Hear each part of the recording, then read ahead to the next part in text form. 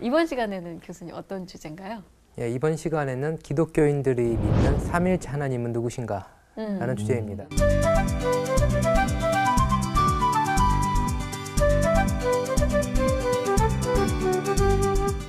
예, 오늘은 삼위일체 하나님은 누구신가? 라는 주제를 가지고 저희가 가진 시간이 한 40분 정도 되잖아요. 네.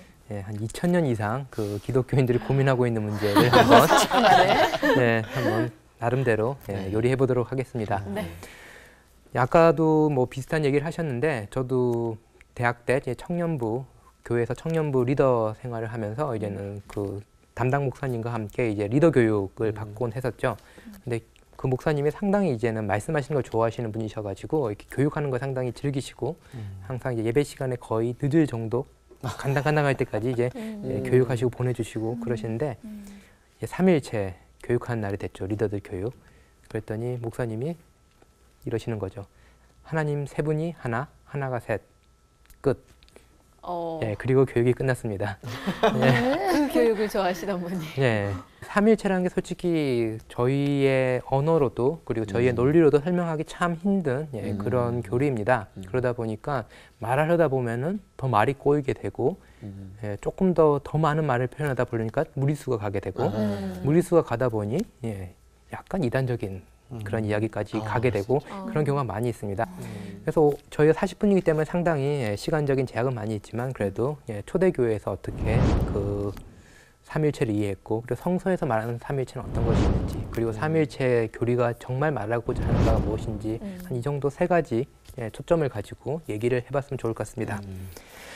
삼위일체 신학이 어렵다, 삼위일체론이 어렵다라고 하는 가장 큰 이유는 뭐냐라고 하면 저는 첫 번째로 삼위일체는 성경에 나오지 않기 때문에 그렇다 라고 말씀을 드릴 수 있다라고 생각합니다. 성경에는 하긴 안 나오네요.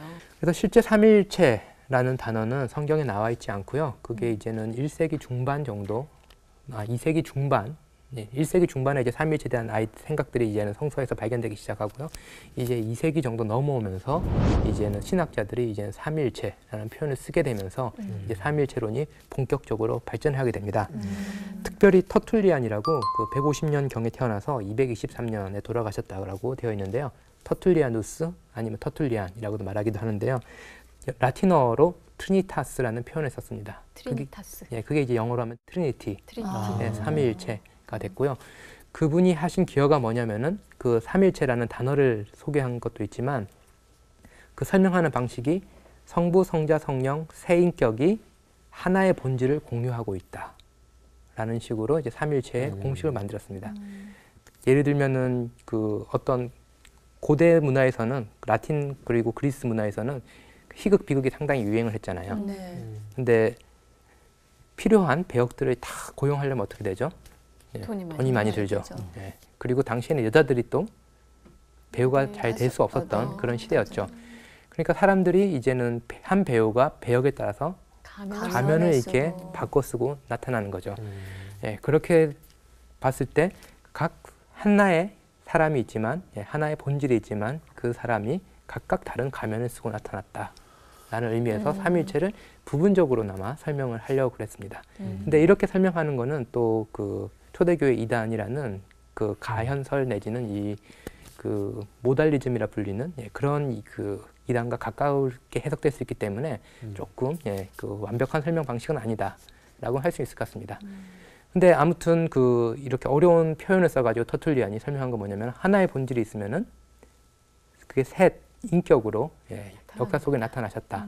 그렇지만 그 세 인격이 서로 다른 분이 아니라 하나의 본질을 가지고 계시다라는 거죠. 근데 일반인들에게 이게 설명이 가능했을까요? 잘 몰랐을 것 잘 같아요. 몰랐겠죠.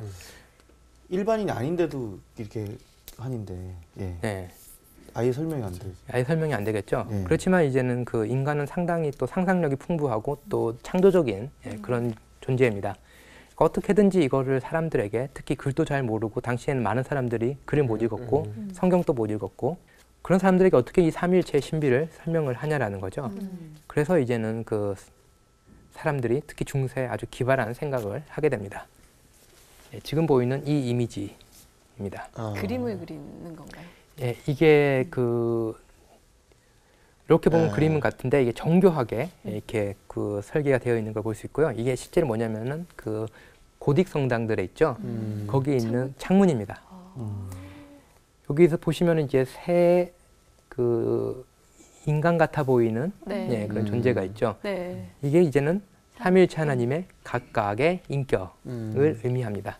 근데 삼위일체 하나님이 동등하시잖아요. 네. 그러니까 어떻게든지 이 세 분을 똑같은 똑같이 사이즈로 하기 위해 가지고 이렇게 그 정교한 그런 설계를 통해 가지고 정교한 이 진짜. 창을 만들었다라고 볼 수 있고요. 근데 한번 상상을 해보면 됩니다. 하나의 그 본질이신 하나님께서 성부, 성자, 성령으로 이렇게 나타나셨죠. 성부, 성자, 성령으로 이렇게 활동을 하셨죠. 그리고 그 하나님을 또 저희는 한 하나님으로 또 경험을 하게 됩니다. 한 하나님이라고 고백을 하게 되고, 근데 빛이 이 스테인드 글라스 뒤에서 비친다고 생각을 하시면 어떻게 되죠? 빛은 하나이죠. 네. 그 빛이 이 창을 통과할 때는 세 개가 세 갈래. 세 갈래로 나눠지는 거죠. 네. 예, 그리고 또 이 빛을 경험할 때는 또 이 셋으로 구분된 빛이 아니라 다시 하나로. 다시 하나로 이렇게 경험이 되는 거죠. 아하. 그러니까 너무 이게 설명하기 어려우니까 이런 식으로 이 그 성당 내 건물 내 이런 창문을 만들어 가지고 이것을 이제는 그 유비적으로 네. 표현을 해내곤 했습니다. 빛까지 이용해서. 예. 그러니까 삼위일체라는 것을 일반인들에게도 이렇게 알려야 되겠지만 또 설명하기가 워낙 어려우니까 이런 방식을 썼겠죠. 그러면 또 여기서 질문을 던지실 수 있을 것 같아요. 삼위일체가 이렇게 어려운데 굳이 삼위일체 신앙이 필요한가? 그냥 예수님 잘 믿고 구원받으면 되지. 아니, 교회 생활 잘하면 되지. 뭐 그렇게 생각하실 수도 있잖아요. 할 수 있죠. 그렇죠. 우리 저기 많은 저기 교회 어르신들도 많이 그렇게들 그냥 하고 그냥 계시죠. 믿어. 그리고 실제 예배에서 삼위일체를 언급하는 걸 들으신 적이 있으신가요? 많지는 않은 것 예, 같아요. 많지 있긴 않죠. 있는데. 네. 예, 조금 전통적인 예배 형식을 따르는 교회를 가면은 처음에 이제는 그 영광송을 부르죠. 그때 찬송, 성부, 네, 네. 성자, 성령, 네. 이렇게. 성삼위일체 우리 주로다. 예, 그렇게 처음에 이게 하고 그리고 예배 끝날 때 축도, 축도. 축도할 때 성부와 맞아요. 성자와 성령의 이름으로. 예, 근데 이게 끝인 경우가 많이 있습니다. 예, 삼위일체 하나님의 신비에 대해서 저희가 더 생각을 하거나 설명을 하거나 그런 그래야 경우는 되는데. 거의 없죠.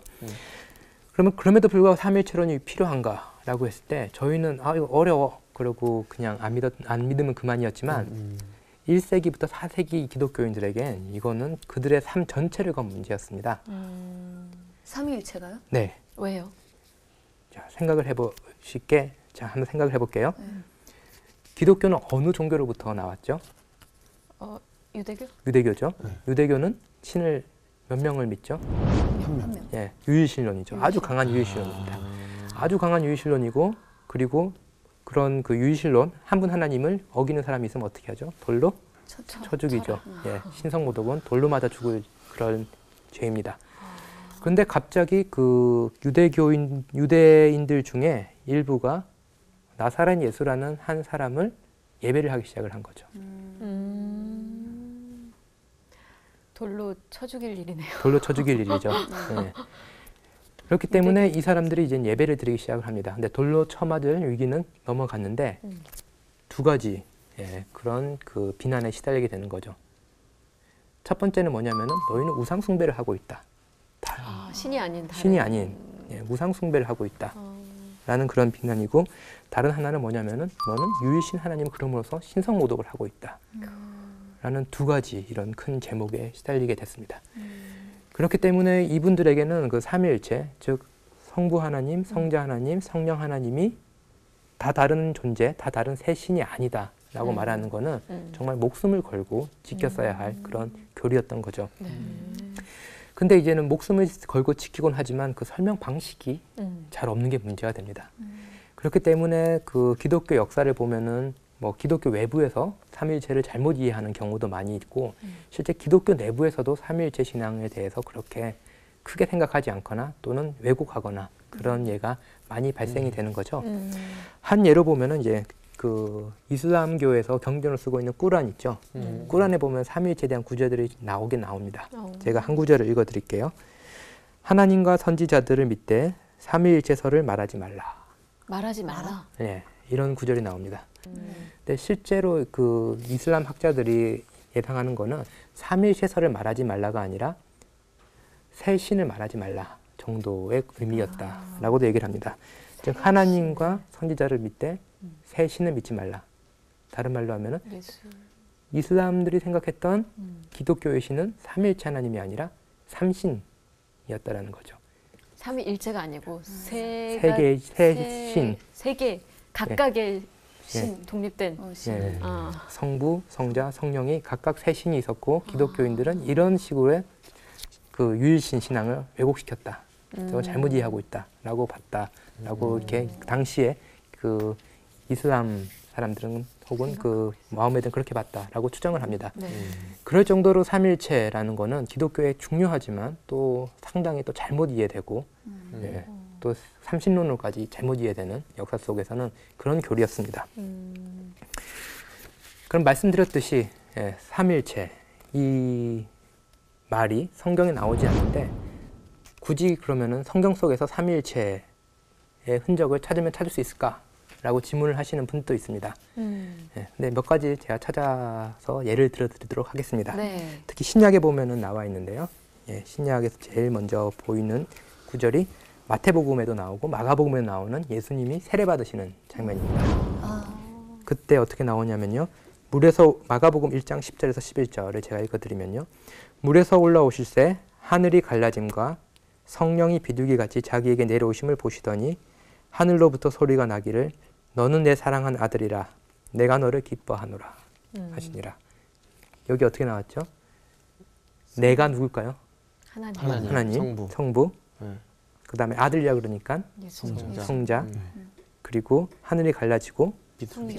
예, 성령이 비둘기같이 되었죠. 그래서 보시면은 성부, 성자, 성령이 예, 한 구절 속에서 이렇게 다 이렇게 언급이 되고 있습니다.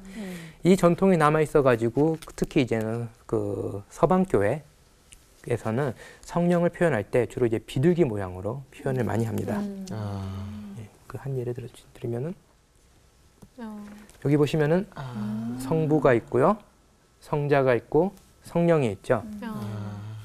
그 성부, 성자, 성령의 각각 이 그 특징들이 있습니다. 성부는 지난 시간과 마찬가지로 네. 할아버지시죠. 좀 연세가 좀 있으시고. 네, 연세가 조금 있으십니다. 연세가 있으시고 성부가 이렇게 잡고 있는 거는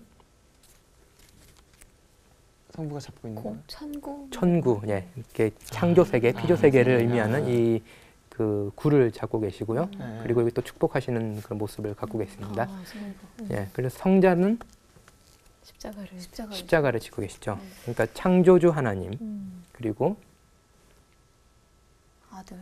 구원자 하나님, 구원자. 하나님, 구원자. 성자 이렇게 나오고요. 그리고 성령은 이 두 분 사이에 사랑의 연합이 됩니다. 아까 말씀하셨죠, 본드라고. 네. 접착제. 네, 접착제. 네. 그래서 이제는 성부와 성자의 그 서로 교통하시는 이 존재로서의 성령은 이제 비둘기 형태로 예, 묘사가 되고 있습니다. 그리고 그 삼일체 신앙이 이제는 기독교인의 언어 그리고 실제 생활에 깊숙이 들어온 가장 큰 그 계기는 뭐냐면 세례의식입니다. 세례를 그 기독교인이 된다라는 것은 세례를 받고 이제 새로운 인간으로 거듭나서 기독교 공동체에 들어온다라는 의미죠. 그런데 이제는 세례를 할 때 그 저희가 자주 쓰는 구절이 뭐냐면 마태복음 28장 19절입니다. 그때 어떻게 되어 있냐면요. 그러므로 너희는 가서 모든 족속으로 제자를 삼아 아버지와 아들과 성령의 이름으로 세례를 주고 그 나와 있죠. 왜냐하면 세례를 주는데 아버지와 아들과 성령의 중요한 건 이름입니다. 예. 이름은 뭘 의미하냐면 각각의 정체성을 의미하는 거거든요. 그래서 아버지와 아들, 성령 이 세 정체성을 가진 그 하나님의 모습이 동시에 이 성경 구절에 나타났습니다. 그러니까 세례를 받을 때 기독교인들 항상 이 아버지와 아들과 성령의 이름으로 세례를 받다 보니까 이 삼일체라는 이 신앙이 기독교인의 언어 생활과 그리고 실제 생활 속으로 아주 밀접하게 그리고 아주 강하게 예, 작용을 하게 되었습니다. 근데 세례는 한 번이고 또 이제는 또 저희가 예배 때마다 또 듣는 게 있죠. 축도입니다. 예, 근데 실제 축도가 이제 고린도후서 9절에서 나왔습니다. 고린도후서 13장 13절에서 14절을 보시면요. 주 예수 그리스도의 은혜와 하나님의 사랑과 성령의 교통하심이 너희 무리와 함께 있을지어다. 라고 되어 있죠. 예. 근데 이제 목사님들마다 조금씩 이거를 바꾸시죠. 다르게, 뭐 우리를 구원하신 주 예수 그리스도의 은혜와 뭐 이런 식으로 조금씩 바꾸시는데요. 보시면 주 예수 그리스도의 은혜, 하나님의 사랑, 성령의 교통하심이 너희와 함께 있으리라 라는 거죠. 즉 삼위일체 하나님이 그냥 그 천상의 세계에만 계신 것이 아니라 우리와 함께 하신 것이 이제는 저희가 하는 축도의 대표적인 예가 됩니다. 이런 식으로 보시면은 그 삼위일체 교리는 주로 어떤 맥락에서 시작되었나요? 신학자들의 책상이었나요? 아니면은 실제 교회 생활이었나요? 교회 생활이었던 것 같아요. 네, 그렇죠. 세례 그리고 축도 이런 데서 삼위일체 교리는 시작이 되었고 실제 그 기독교인의 삶 속에 깊숙이 뿌리를 박을 수가 있었습니다. 그런데 문제는 이제는 이런 기독교인이 믿는 하나님 그리고 교회에서 실제 생활과 밀접하게 관련이 있었던 이 삼위일체 하나님에 대한 신앙을 이론적으로 설명하려다 보니까 어려워지고 때로 무리수도 따르게 되고 그러면서 이제 삼위일체론 교리 발전사가 상당히 복잡한 그런 발전사가 될 수밖에 없었습니다. 그래서 그 어떤 유명한 신학자가 삼위일체에 대해서 했던 표현을 제가 한번 인용해 보도록 하겠습니다. 루이스 버커프라고 그 아주 유명하고 특히 그 장로교 약간 그 복음주의나 이제 보수 장로교 측에서는 거의 모든 신학교에서 교재로 쓰고 있는 조직 신학책을 쓰셨던 그런 분입니다. 삼위일체에 대해서 표현하실 때 아주 적절한 그런 설명 방식을 쓰셨는데 한번 읽어보겠습니다. 삼위일체는 신비다. 저희가 알 수 없다라는 거죠. 그래서 인간은 그것이 무엇인지 알 수도 없고 이해할 수 있게 만들 수도 없다. 나도 이해할 수는 없지만 그것을 설명하는데 적절한 방식도 찾을 수가 없다라는 거죠. 그래서 삼위일체는 각 분의 관계와 세상에 드러나는 방식에서는 어느 정도 이해될 수 있다. 아까 그 그림에서 보셨듯이 성부는 창조하시는 분, 성자는 구원하시는 분, 성령은 우리를 거룩하게 만드시고 또 나눠졌던 것들을 연합시키시는 분, 뭐 이런 식으로 이해는 할 수 있겠죠. 그런 식으로는 이해할 수 있으나 그 본질적 본성은 신비로 남아있을 수밖에 없다라고 얘기합니다. 여기까지는 그 아주 일반적인 진술이다라고 할 수 있겠고요. 그 다음을 보겠습니다. 교회는 삼위일체의 신비를 설명하려 한 적이 없다. 이 표현은 저는 부분적으로만 맞다라고 말하고 싶습니다. 교회는 삼위일체의 신비를 완전히 설명했다고 주장한 적은 없다가 더 적절한 표현이겠죠. 하지만 교회는 계속해서 삼위일체를 설명하려고 노력해왔다. 왜냐하면 그것이 정말 우리들의 신앙의 중요한 부분이고 특별히 아까 말씀드렸듯이 기독교인의 삶의 중요한 부분이기 때문에 그렇습니다. 이론이 아니라. 그리고 교회는 삼위일체론이 도전을 받을 때 이 위험을 없애고자 하는 선에서 혹은 방식으로 삼위일체 교리를 만들고자 했을 뿐이다. 잘못된 교리 혹은 이단들 이런 게 나타나려고 그럴 때마다 교리는 약간 방어적인 방식으로 삼위일체를 만들었다. 삼위일체론을 만들었다라는 그런 설명인데요. 저는 이것도 부분적으로만 동의를 합니다. 왜냐하면 삼위일체론을 형성했던 가장 큰 동기는 뭐냐면은 어떻게 하면은 그리스도인이 하나님과 더 깊은 관계 속으로 들어갈 수 있을 것인가. 그리고 어떻게 하면은 이 교회에서의 생활이 더욱더 풍성해질 수 있을까. 그런 고민들이 더 강하게 놓여 있었다라고 말하고 싶습니다. 이렇게 하면은 굉장히 쉽게 생각했는데 이게 쉬운 게 아니네요. 근데 그럴 수는 진짜 어렵네. 없는 거라는 생각이 좀 들었었던 게 우리가 생각하는 어떤 우리가 이제 시각적인 그러니까 시공간적인 어떤 이 한계 내에서의 어떤 원리가 아닌 것 같다는 느낌 원래 있었어요. 그런 신비다. 우리가 이해할 수가 없는 거죠. 사실은. 그래서 그런 건가 너무 힘든데요. 너무 되게 쉽게 생각하고서 시작을 했는데 단순하게 그냥 성부, 성자, 성령 그 그림만으로 보고 저도 이해를 많이 했는데 그런 개념이라기보다는 굉장히 성격적인 그런 개념과 표현으로 이렇게 할 수 없는 이렇게 융합과 그리고 그게 뭐가 더 위가 돼도 안 되는 공동적으로 존재해야 되는 우선시되지도 말고 그러니까요. 뭐예요 이게? 언어로 표현하니까 그렇게 많이 네. 힘들어집니다. 그러니까 언어이기 때문에. 왜냐하면은 저희가 언어 생활을 하거나 아니면은 어떤 지식을 가지고 있을 때는 저희의 경험이 어느 정도 네. 반영이 되죠. 됩니다. 그다음에 1 더하기 1은 2 상당히 어려운 개념입니다. 추상적이잖아요. 근데 저희가 볼 때 한 분 한 분 계시면 2명 경험적으로 하니까 그 추상적인 게 이게 와닿을 수가 있죠. 근데 저희가 경험하는 것 중에 셋이 하나고 하나가 셋이 되는 거는 없어요. 없죠. 예, 없고 굳이 하자면 아까 봤듯이 빛이 그렇습니다. 셋으로 나눠지더라도 하나로 합쳐지니까 어렵네요. 예. 근데 이렇게 그 버커프 같이 이제 부정적으로 우리는 할 수 없다라고만 말하면은 제가 볼 때는 삼위일체론의 진정한 그런 핵심은 놓칠 수도 있기 때문에 그럼 과연 초대교회 교인들이 삼위일체론을 왜 이렇게 중요시했나를 한번 살펴보도록 하겠습니다. 그 바울의 대표적인 서신서인 로마서 8장 15절에서 17절 이 구절을 그 오히려 뭐 오리게누스라든지 아타나시우스 같은 초대교회 교부들은 삼위일체론에 대해서 이야기할 때 많이 인용을 했습니다. 그래서 현대 신학자들은 이 8장 15절부터 17절을 그렇게 많이 언급을 하진 않는 경향이 없잖아 있는데 이 구절을 통해서 한번 삼위일체론을 초대교회에서 왜 그렇게 생각을 깊게 할 수밖에 없었는지 살펴보도록 하겠습니다. 천천히 읽어보면요. 너희는 다시 무서워하는 종의 영을 받지 아니하고 양자의 영을 받았으므로 우리가 아빠 아버지라고 부르니라. 아버지가 나왔죠. 그 다음에 성령이 친히 우리의 영과 더불어 우리가 하나님의 자녀인 것을 증언하나니 성령이 나왔죠. 그리고 마지막으로 자녀이면 또한 상속자 곧 하나님의 상속자요 그리스도와 함께한 상속자니 우리가 그와 함께 영광을 받기 위하여 고난도 함께 받아야 할 것이니라. 그리스도가 나왔죠.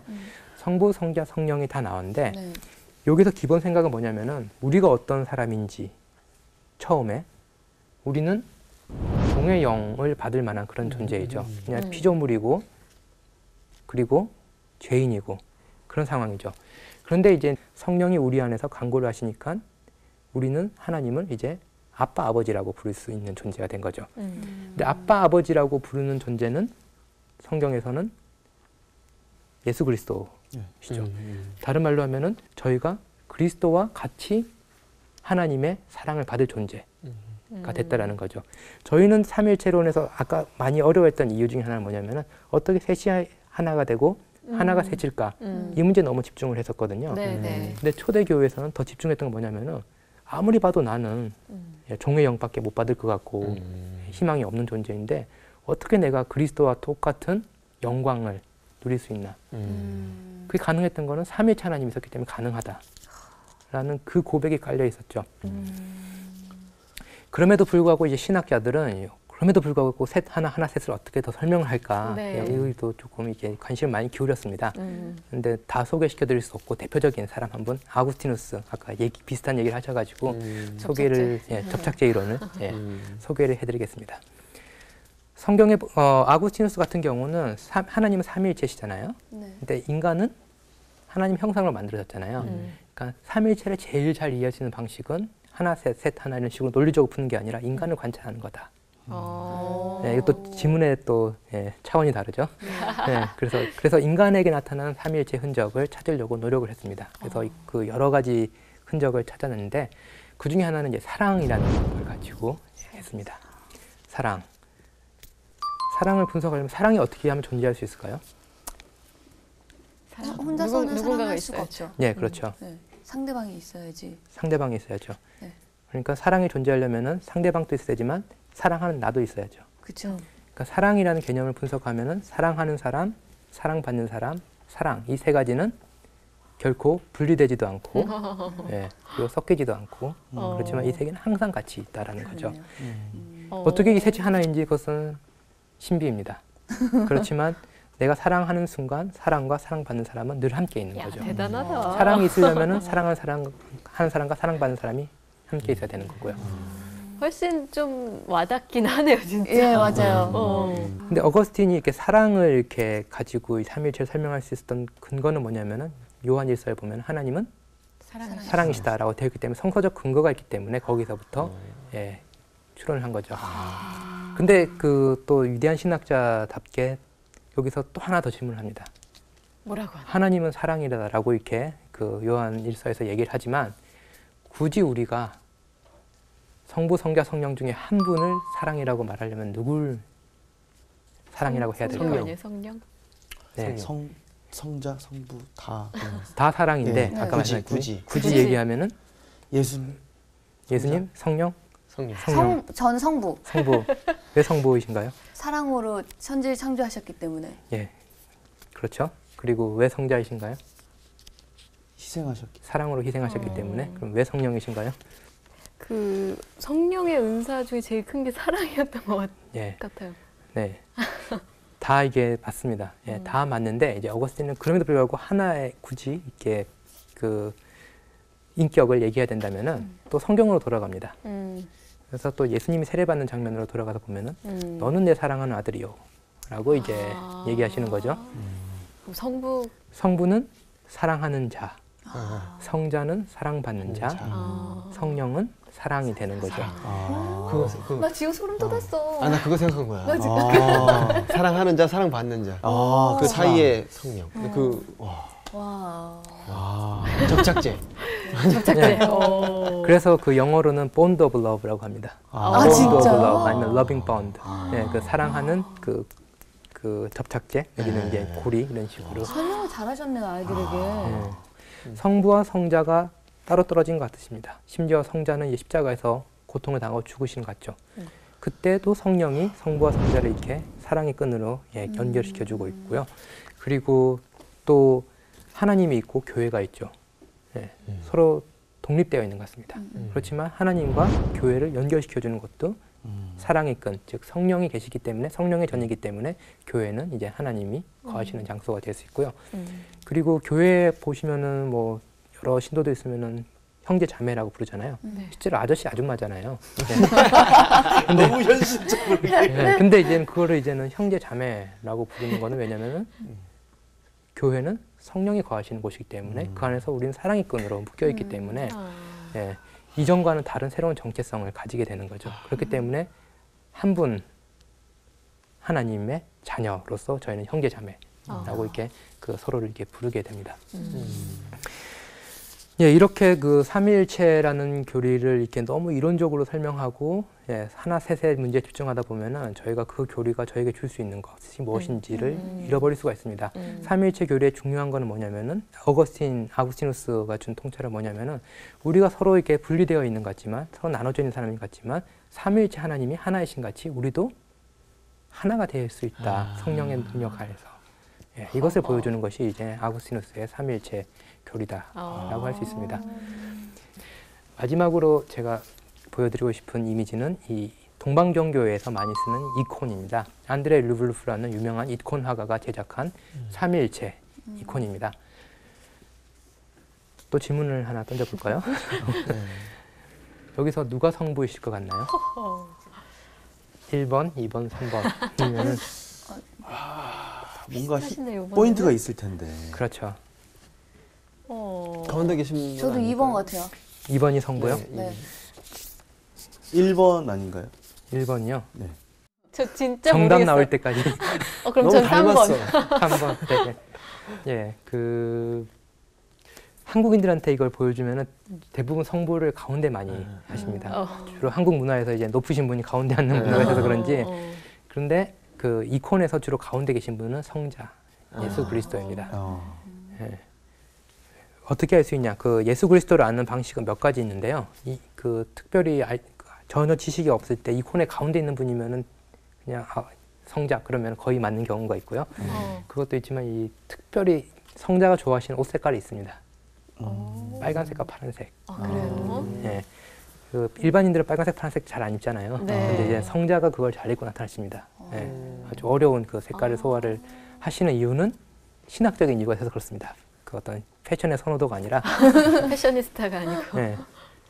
파란색은 주로 천상을 의미합니다. 빨간색은 육신 내지는 지상을 상징을 하는 거죠. 그래서 성자만 완전한 하나님이시고 완전한 인간이 되셨죠. 성육신하시기 때문에. 그래서 파란색과 빨간색을 항상 같이 입고 나타나시는 분이 예, 성자이십니다. 근데 보시면은 다 파란색을 입고 계시죠. 네. 다 천상의 존재시기 때문에 예, 그렇다라고 할 수 있습니다. 그리고 또 성자라는 것을 알 수 있는 건 또 이렇게 하고 있는 그 손인데 아까는 이게 가끔씩은 이게 위험을 그 권위 이런 걸 상징할 때도 있고 성부의 경우는 특히 그리고 축복하는 제스처로 이렇게 삼위일체 모양을 하기도 하고 이렇게 하기도 하지만 이 경우에는 이렇게 할 때는 나는 신성과 인성이 있어 라는 의미입니다. 두 본성이 있어 있다라는 것을 의미를 합니다. 그러면은 성부는 누구일까요? 저희는 전 아까 1번이라고 했습니다. 3번 예, 세마포를 입으셨어요. 예, 정답은 1번입니다. 어? 예, 왜요? 예, 대단하십니다. 그냥 1번이. 그냥 한 건데. 그냥 했다니까 이제 질문할 수 없고 왜 그러셨는지. 아, 저 뒤에 네, 성이 보여서 그랬는데 그냥 예, 오, 정말 오. 맞나요? 아닙니다. 아, 막 틀린다, 막 틀린다. 네, 제일 중요한 그 이유 중에 하나는 네. 성부 하나님은 아무도 볼 수가 없잖아요. 네. 아무 형상도 만들지 말라고. 근데 예수님 하시는 말씀은 뭐냐면 나를 본 자는 주. 아버지를 본 자다. 나를 본 자는 이게 눈길이 아버지를 향하고 있는 거죠. 그래서 성자를 파악하신 분은 자연스럽게 이제 성부가 누구신지를 알 수 있습니다. 같이 보고 있네요. 그럼 성령은 누구일까요? 성령은 3번이죠. 네, 지금 다 맞추셨고요. 성령이. 네, 보시면 이렇게 오시는 거죠. 아, 시선이 이렇게 되는구나. 네, 이렇게 되는 거죠. 그러면 성령은 뭘 보고 어딜 계실까? 보고 계시나? 이걸 보고 계시죠. 이게 뭐예요? 그 고기입니다. 고기요? 양고기. 여기는 거기 뭐 카톨릭이나 성공회나 뭐 종교에서 많이 쓰는 이 성찬 그릇 같아 보이는데 이 안에 있는 건 양고기죠. 그러니까 그냥 지식이 없는 사람들 보면은 이렇게 예수님이 성자가 2인분을 먹으려고 그럴 때 얘는 성령께서 이제 때려보는 고기를 이제는 뭐 보고 있는 것도 볼 수가 있겠지만 여기는 다 신학적인 이유가 있습니다. 의미가 있습니다. 근데 이게 왜 성자 앞에 있냐라고 하면은 성자가 우리를 위해 희생하신 것을 보여주기 위해서 그렇습니다. 그 요한계시록이나 보면은 이제는 성자를 어린 양으로 표현이 되고 있죠. 네. 그래서 우리를 위해 희생하신 그 희생 제물 대신 그리스도를 상징하기 위해서 이 고기가 성자 바로 앞에 있고 성령은 그것을 우리에게 보라고 그러십니다.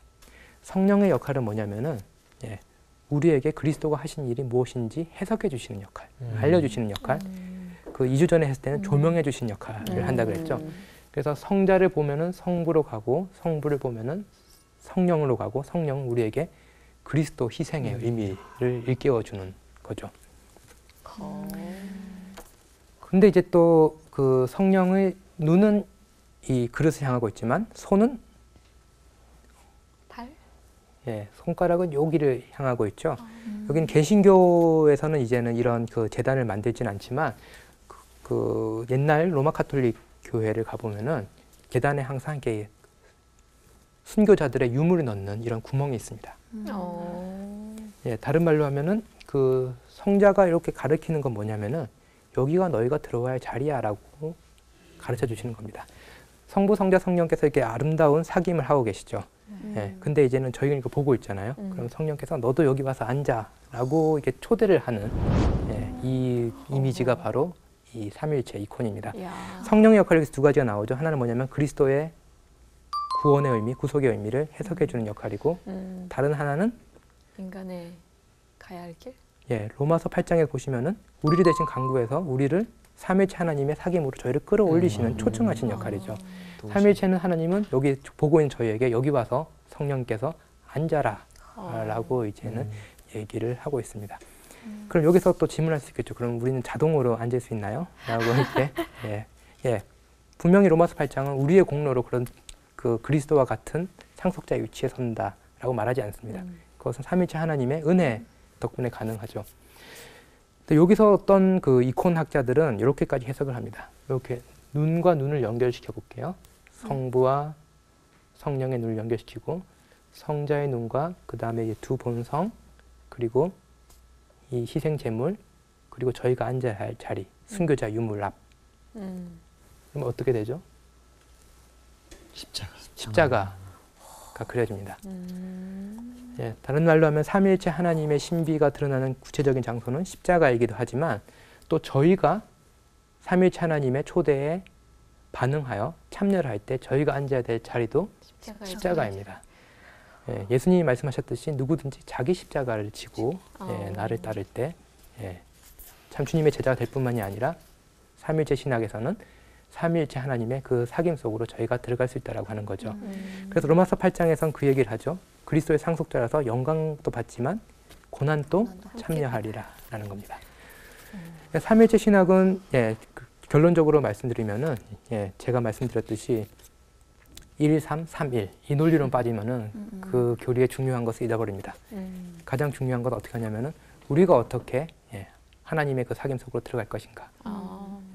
그리고 그 삼위일체 하나님 사귐 속에 들어가는 방법은 우리가 우리에게 주어진 십자가를 지고 그리스도를 따를 때 그것이 가능하다라는 것을 가르쳐 줍니다. 그런 의미에서 삼위일체 하나님은 하나님의 은혜로운 초대이자 그리고 길을 잃고 헤매는 우리를 위한 하나님의 길잡이, 길 안내라고도 할 수가 있겠습니다. 오늘 제가 준비한 강의는 여기까지입니다. 어려운 내용 들으려고 수고 많이 하셨습니다.